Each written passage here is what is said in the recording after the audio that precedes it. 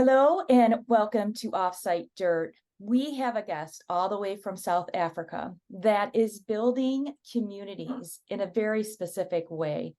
He not only is a philanthropist, but he is also an inventor that has done something outside the box.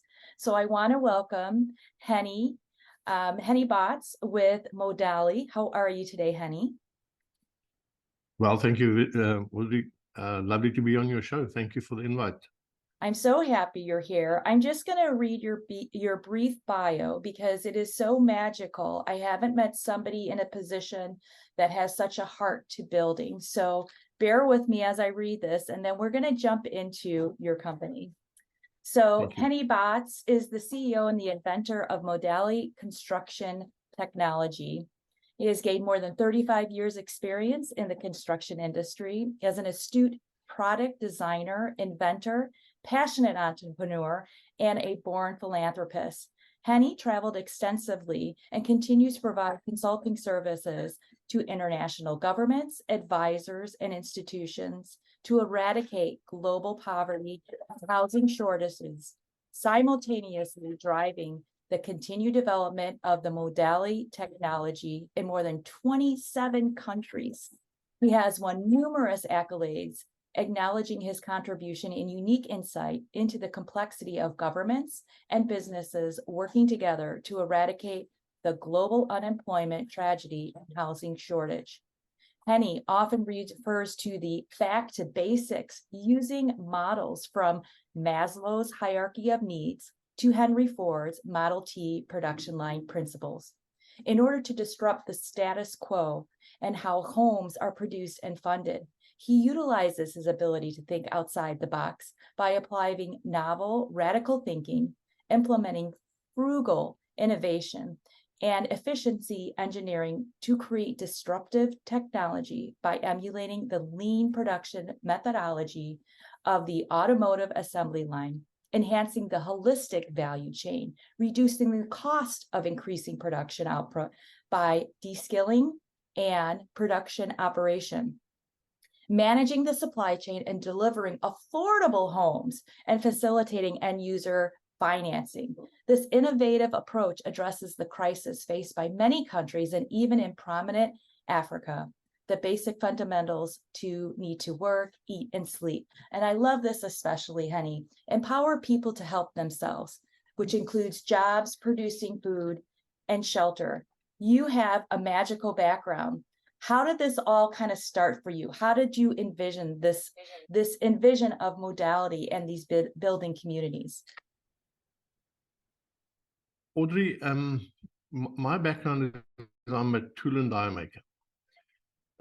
So I got to a point where I left the industry because I actually designed a baby bath that fits on top of a big bathtub where moms don't have to carry bath water from the bathroom to the bedroom and then empty the bath with a little plug in it. And all of a sudden, I sold many thousands of these. And I got to the point where I said to myself, well, if I can find a solution to a problem, then it's a product that I can sell.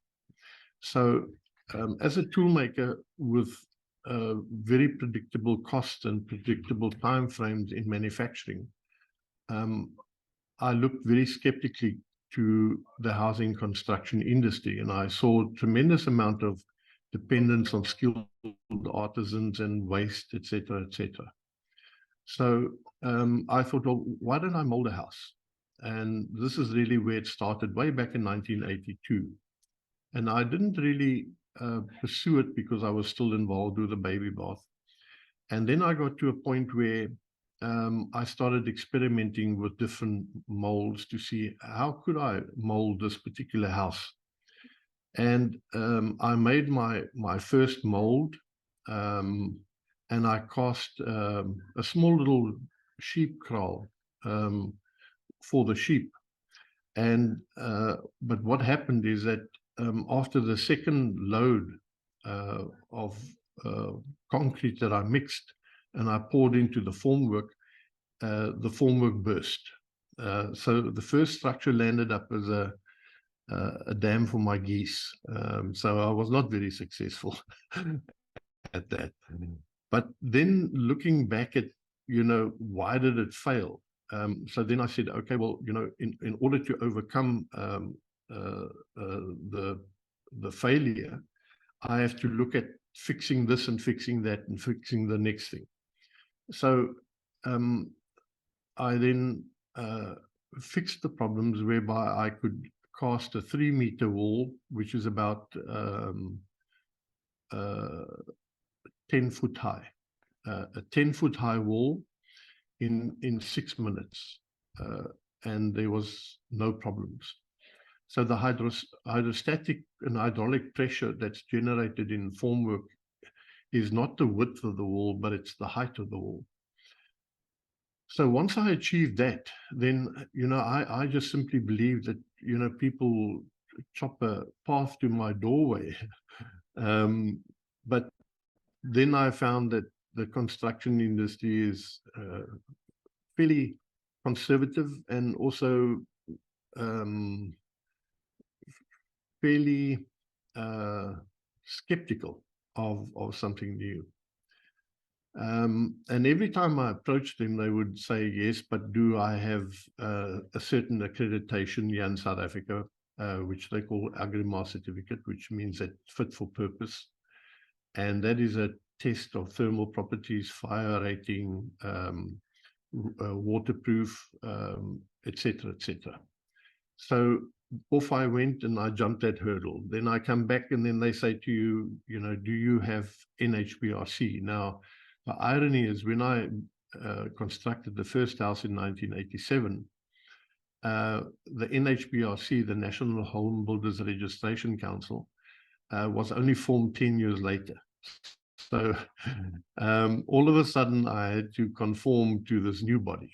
And of course, I wanted to use superior processes because it wasn't a short-term thing. I'd seen a bigger picture. And I knew that Moladi would be a game changer. So we never cut any corners short. We never left a problem. We addressed the problem. So then I got NHBRC approval, and then the next question is, do you have bank approval? We got bank approval, and then still nothing happened. So it was fairly frustrating because to mold the plastic panels, the tooling is very expensive to tool up. So we've already invested a tremendous amount of money to tool up in order to roll out. And so in South Africa at that time, at 1994, there was a big focus on what they call the RDP, Reconstruction Development Program. And the program was geared for delivering houses and skilling people.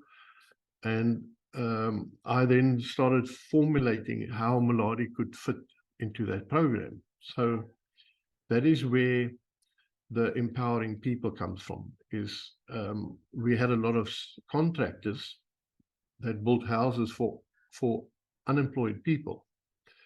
So if you did that without a subsidy from government, you would not be able to produce that house because no one has the money. So if you look at the rest of Africa, there was no subsidy from any government really in the world. We've built many, many millions of homes through this process. So then we looked at, what can we do to reduce the cost of a house in its totality? Because once you reduce the cost of walls, which Moladi initially did, because we injection molded this panel, and this panel clips together to make a mold of a bigger house. So once we erect the formwork, which takes 4 hours very quickly, and we in between the formwork, we put the windows and the doors and the plumbing and the electricity, and we simply then fill it with sand, cement, and an admixture, so that we have waterproofing and aeration for thermal properties, etc. And the following day, we remove the formwork. So once you remove the formwork, you have the shell of the house standing. So if you look at the house and you say you have a foundation, you have a superstructure, and you have a roof, and then you have finishing.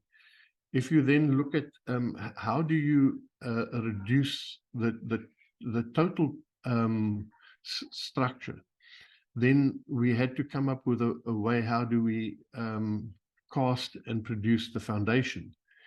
So we changed the way that foundations were produced, and that reduced the cost of the foundation. Then we looked at the roof, and we said, okay, what do we do there? And we then simply designed a Moladi slab system, and we made a mold for a roof tile.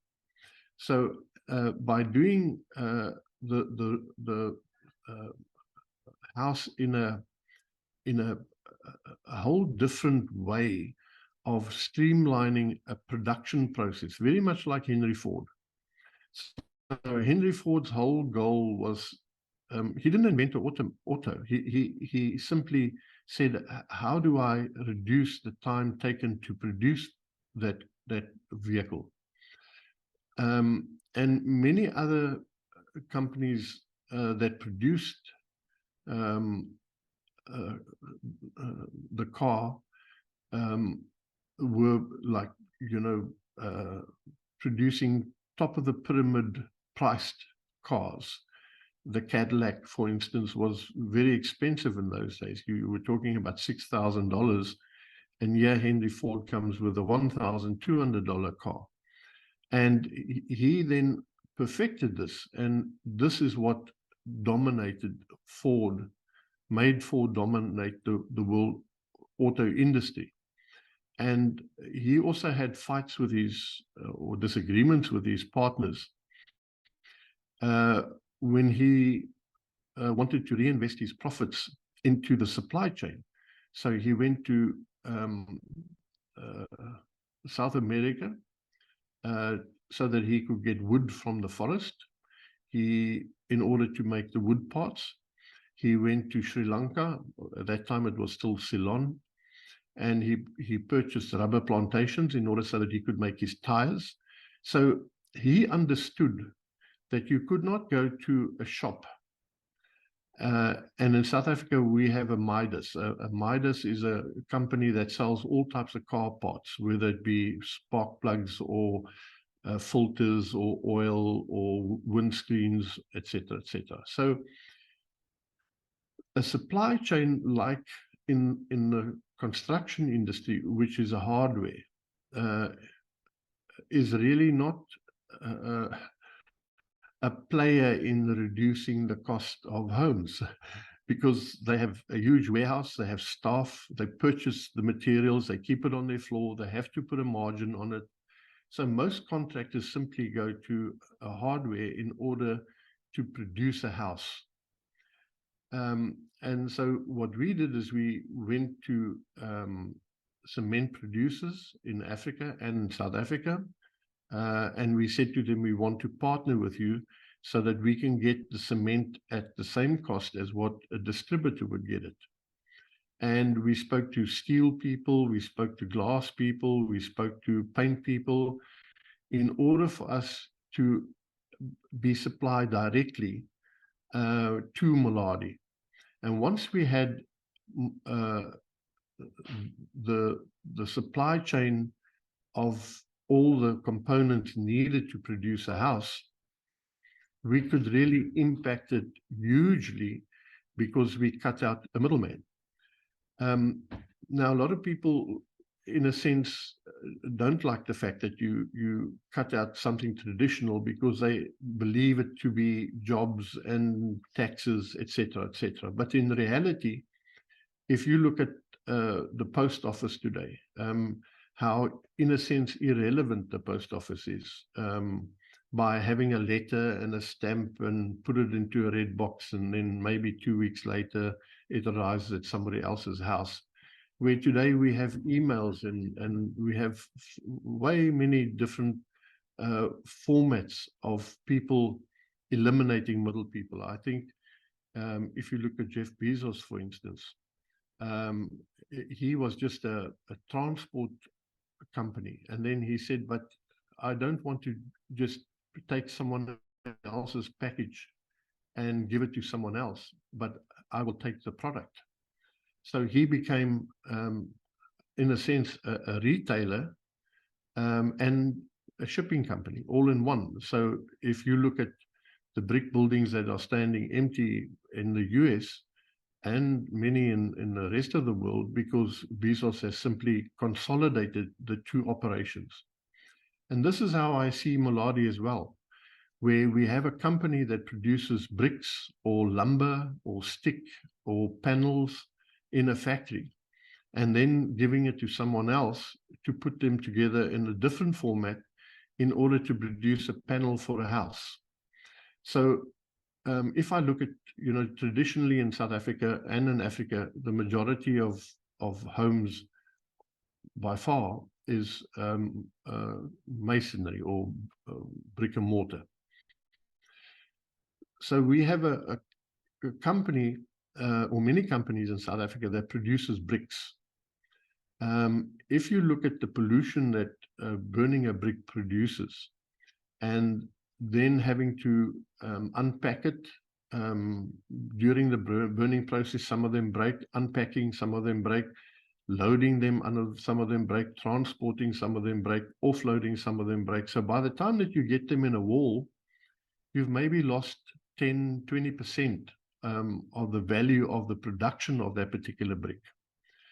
So if I look at Moladi, when we fill the formwork, it's like taking 4 glasses and casting, let's say, a 2-liter bottle of water into the 4 glasses, and the bottle cost in South Africa 20 Rand.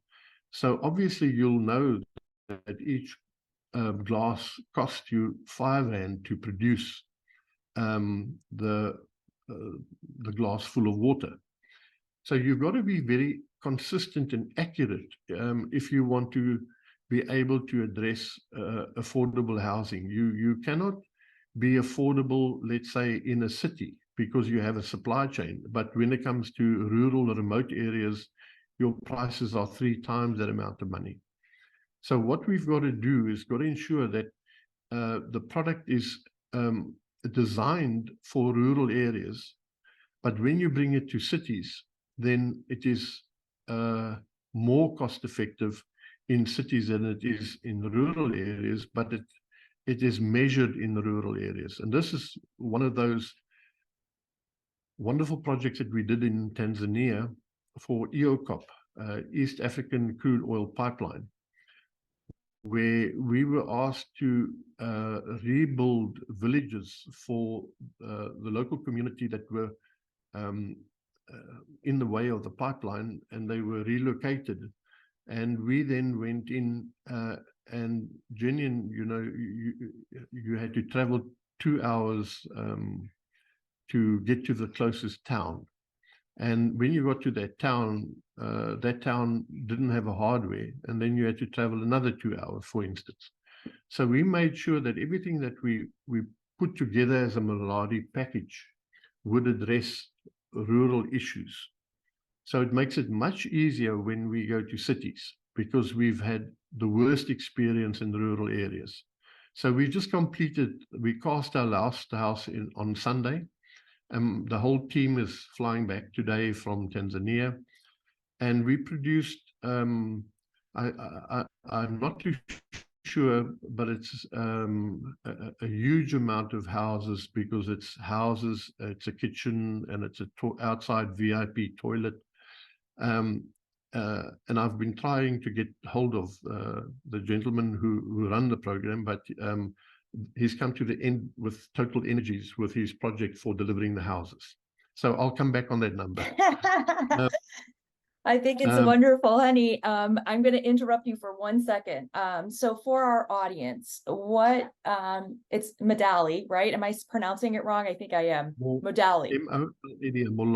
Moladi. I'm so sorry. I knew I was getting that wrong. So Moladi. No problem. For the people that are watching our program, this is really a product that actually is created for wall systems. It's very similar to the idea of insulated concrete forms. But the most wonderful thing about his program, Hennie's program, is, as you were seeing through the videos or the slides that we were sharing, is it's a plastic form that connects, and it's a very simple system, and it's an assembly system. So not only does he have the product that can ship there, he also comes out with a toolbox. Like he was explaining, many of these rural countries can't get to a place to buy tools. And so it's a whole infrastructure, a whole system that is then shipped, and it also creates jobs for the individuals that are going to be doing and building these homes. And it's not just single family homes that this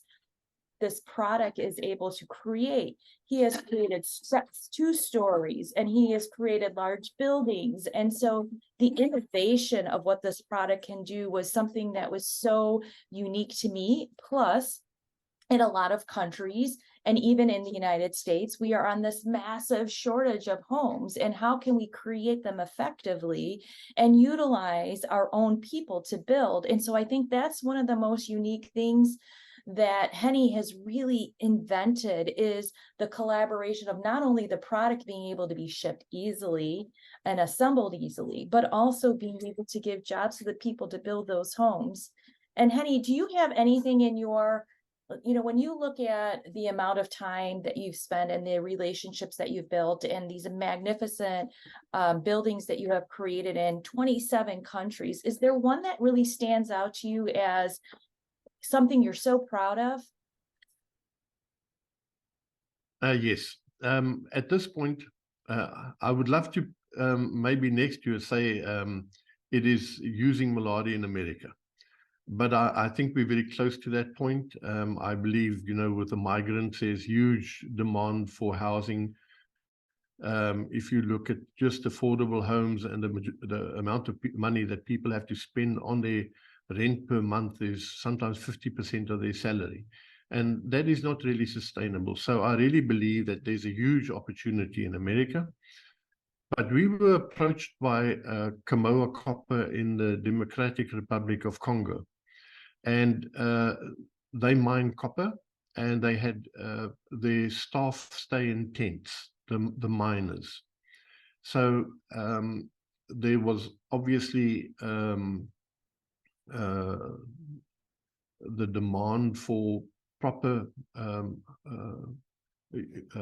dormitories for the mine workers, and we were asked to put together a plan whereby we can cast a dormitory and have 4 rooms in the dormitory and 2 beds per dormitory, because there was a backlog of 2,200 beds. So when we started out, of course, everybody was very skeptical. We were very excited that we got our first order from them. And not long after implementing Moladi, all the contractors that were building with brick and mortar was asked to leave because of the speed that Moladi was building these units. And this is exactly what Kamoa wanted. We then also employed the local community to participate in the construction process. So the community earned an income and skills through the process. Because fundamentally, Maslow said it's food and shelter. So, but I think he omitted jobs because, he took it for granted you would work for your shelter and your food. So here comes Moladi and gives an opportunity for you to be employed producing homes. And that capital, again, can be used as seed capital, maybe to start your vegetable garden.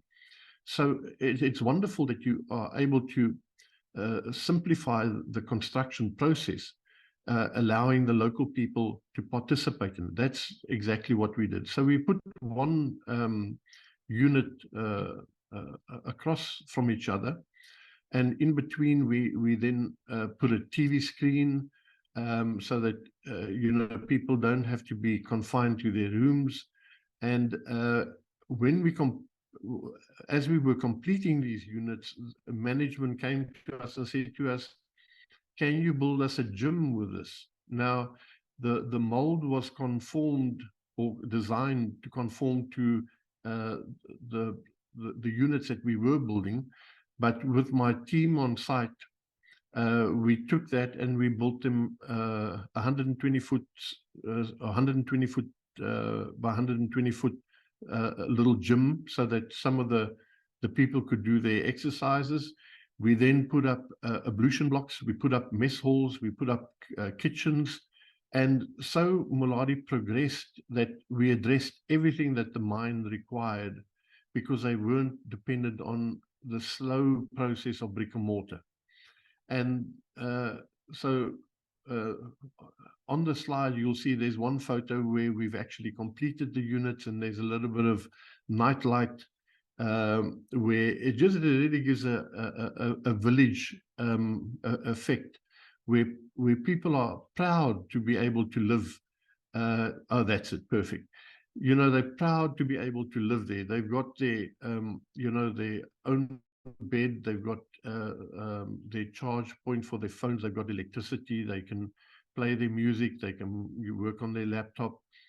And it was a really very proud moment for us that, you know, once we started, we got a second order and a third order. And now Kamoa has expanded, whereby we're looking at doing more work for Kamoa. The same with Tanzania. You know, for me, I don't think there's anything more goosebumpy, if I can use that word, than when you hand over a house to someone that never thought that they would ever live in a house. It is an emotional experience. And it's far beyond money. It's the emotion, I think, and the gratitude that goes with that, that makes you feel that you've really contributed to that person's life.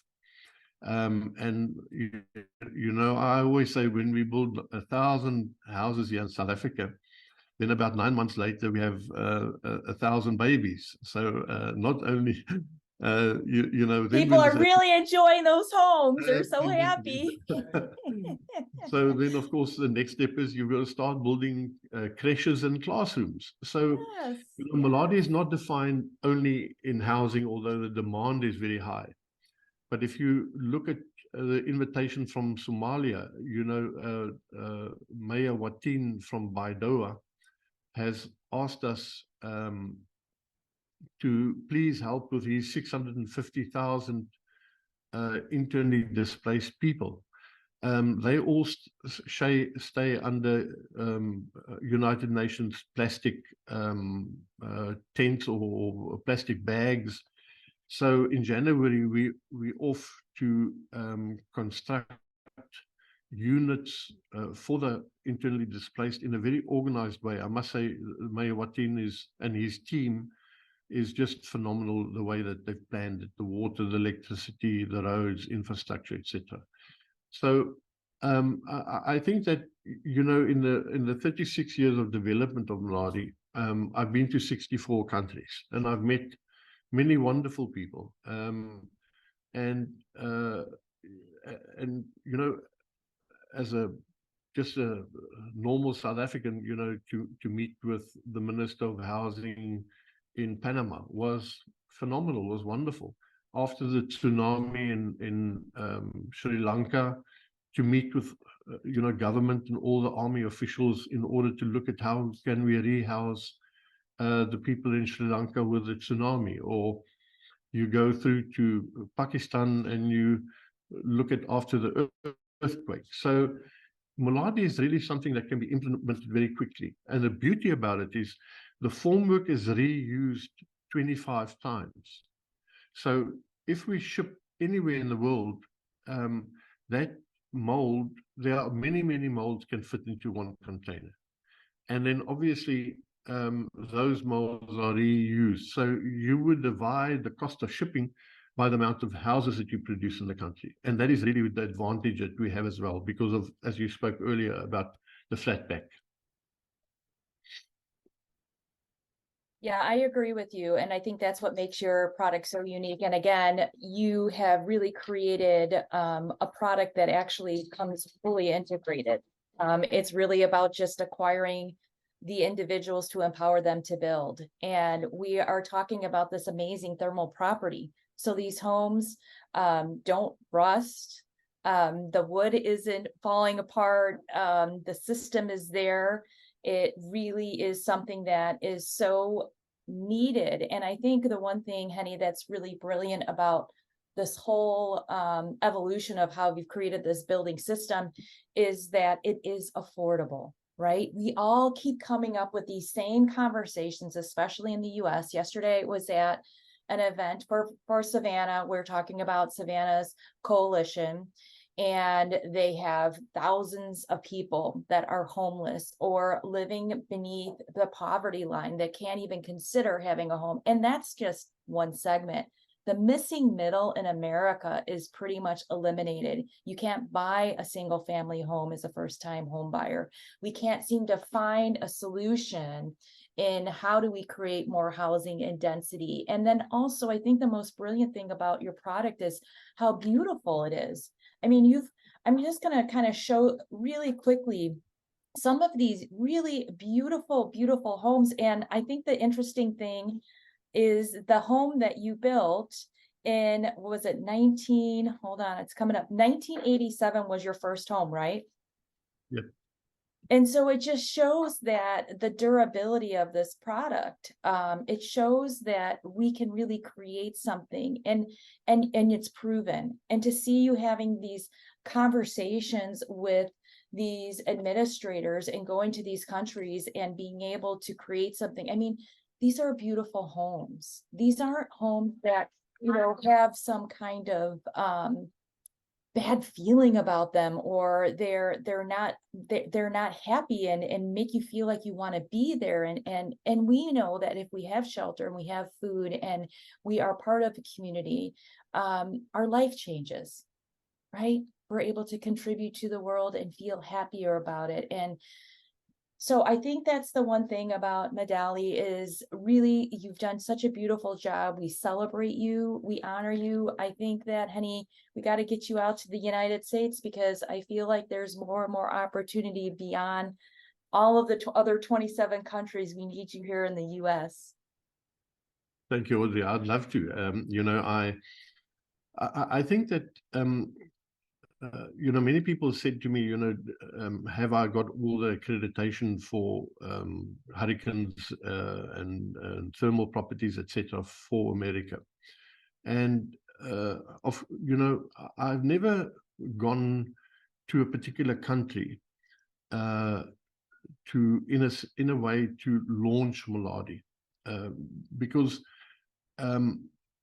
we need a local entity in a particular country speaking the country's language and speaking to people that they understand. Do they come from Chicago, or do they come from Dallas, or do they come from Iowa? You know your people. It's like in South Africa, there's a difference between a Cape Townian and Port Elizabeth and Durban and Joburg. We also giggle amongst each other, and we say, oh, okay, you from there, we understand, we're sorry for you, etc., etc. So that dynamic is very important. So I've never wanted to go to America to launch it, because I needed for the opportunity to exist and for certain people to see the opportunity. So they say you have three types of people: those that see when you tell them, and those that don't see. So in many instances, you try and promote Moladi, but you often get to the person that he doesn't see or she doesn't see. So, and that's fairly demoralizing. So if people approach Moladi, then I already know that they are people that have seen. I don't have to work through the three groups to the person that sees. So the first question is, what is Moladi's R rating? And again, and I think that rightly so, people don't understand that we have a very high standard in South Africa. But because it falls in Africa, it could be deemed to be another country's high standard. So I cast some wall samples, which I couriered through to the States. And we had an independent laboratory do tests of the R value of Moladi. And the number that came out there is a number that is better than that of stick wall and drywall. So of course that then opens the door for the next question, and the people will say, you know, what is the compressor strength? What will it do with hurricanes? What will it do about double glazing windows, or etc., etc. So we're on that path now, where I believe that fairly soon we'll put up a show unit. I believe it would be in Florida. And then obviously we will have to look at creating an entity, let's say a Moladi USA. And Moladi USA will be the distributor of the technology within the US. So if there's contractors, you know, from Chicago or from Houston, they don't have to deal with Moladi in South Africa. They can deal with Moladi in the US. Right. So, you know, I think that is very important. That and when we get to the scenario where the demand grows, the beauty about Moladi is I can set up an injection molding plant in the States and we can produce it there. And if necessary, then we ship to Mexico, and we go also help Trudeau out in Canada, because apparently there's a huge problem with rental at the moment in Canada. So, you know, the opportunity just simply grows. I've never really realized how big the housing demand is globally. You know, when I started out, I thought, okay, I'll address the housing in South Africa. But if now, 36 years later, the demand in South Africa is bigger than it was in 1986 when I started. So I can just imagine with population growth in the States, people are not producing houses fast enough to reduce the cost of them. So it's still the old, you know, the transport system changed so much from the horse and buggy till the Model T. But I believe that the construction industry is still in buggy and horse mode. I agree with you. And I think it's wonderful that you've even thought through these processes of getting it into the United States, because we are all in huge crisis. Apparently today we are about 5 million homes short to meet what we need to do today. And Wow. so being able to see something that really can go up quickly, that has these thermal principles, that is able to create not only the building, but to create workforce that does not have to be highly skilled, right? We can skill them into this process. So Indeed, yes. Hennie, you know, I'm a big fan. I met you about a week or 2 weeks ago, and I was like, we have to tell your story. So I am so grateful for your time. Modali building communities in South Africa and now nationwide, hopefully very soon in the US. We are super excited about that. We are cheering you on for great success and hopefully bringing you to our country very soon. Thank you for being here. Much appreciated, Audrey. And I do appreciate the opportunity that you've given me to share the message. Oh, you are so welcome. In Afrikaans, my language, I would say baie dankie. And that means thank you very much. You are so welcome. And that's another wonderful story on Offsite Dirt. Not only are we using an offsite solution, a high performance solution, but also creating a supply chain and distribution all in one. This is a beautiful method. I hope you go to the website, endure and look into how these solutions might be able to help us in so many ways. This is a great day for us to know that we can create offsite solutions and not only help the building community, but also empower humanity to live better, stronger, and a greater life because they have this beautiful shelter to live in. Thank you and have a wonderful day. And you. Thank you, Audrey. Thank you very much.